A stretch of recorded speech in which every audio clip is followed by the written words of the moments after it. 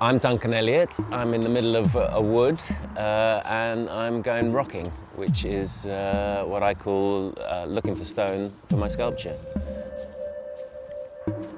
We're in the Mendips, which is where I grew up, my kind of childhood hunting ground, and I'm a bit of a hunter-gatherer, and I make sculpture out of found pieces of stone, natural pieces that have just got something about them that I go, ooh, look at that, that's an elbow, or that's not, that's a shoulder, or a rib cage, or there's a lovely little belly button there, and I find pieces and connect them together and build up a sculpture that way, rather than smashing it about. I pick them up because I like them, I don't want to change them.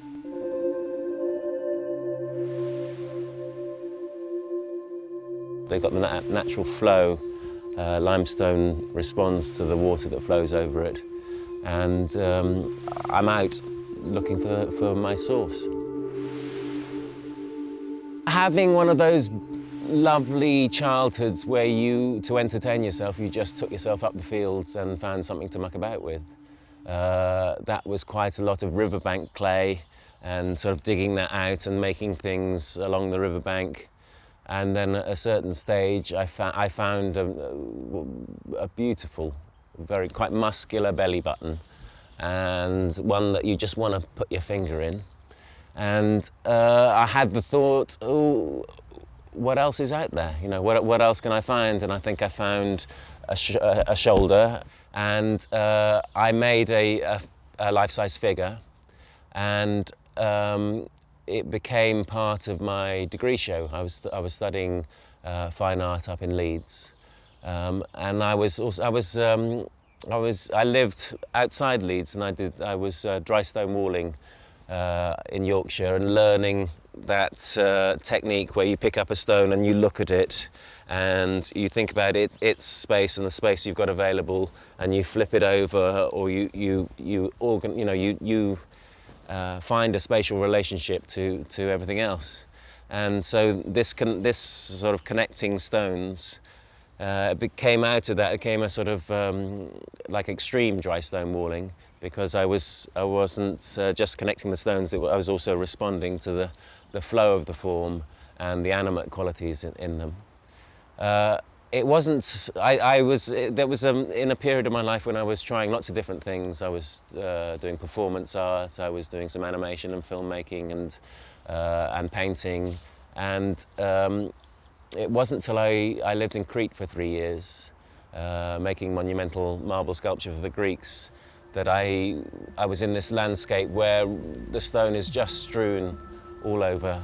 And I realized I could work in lots of different scales. I'm going for a certain kind of thing. I could make blocky men, which the contemporary art world quite like, but I'm interested in some kind of elegance to show some kind of flow with my figures. So I give myself choices, and I'll spend hours just being totally absorbed in the process of finding, in the joy of discovery. Always useful, these pieces. Long, thin pieces can be forearms, upper arms, thighs, big fingers. They're kind of difficult to find in nature.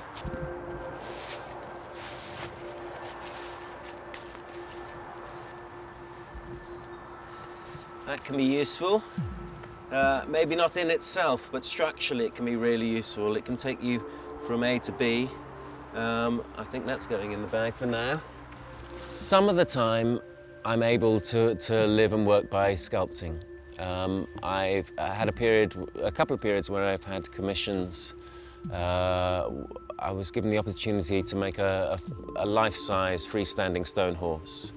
I'd found this just wonderful snout piece, nose piece, and put a couple of pieces together and had a head and a neck emerging.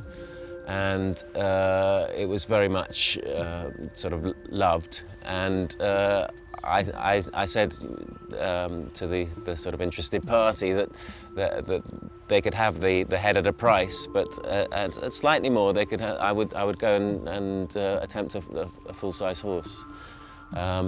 And I made a twice life-size figure, 16-foot figure, up in the air for the Liverpool European Capital of Culture. And I sell pieces here and there, but I'm still supply teaching or painting and decorating, dry stone walling, making ends meet. It'll be pouring with rain for 3 hours, and it'll be getting dark. My car will be 5 miles away. My backpack will be full, but I'll still be wrestling something else out of the ground because I'm getting really excited. I'm just, you know, the potential of finding a groundbreaking piece, something that's utterly unique, is always there. The possibilities are always out there. You never know what you're going to find next.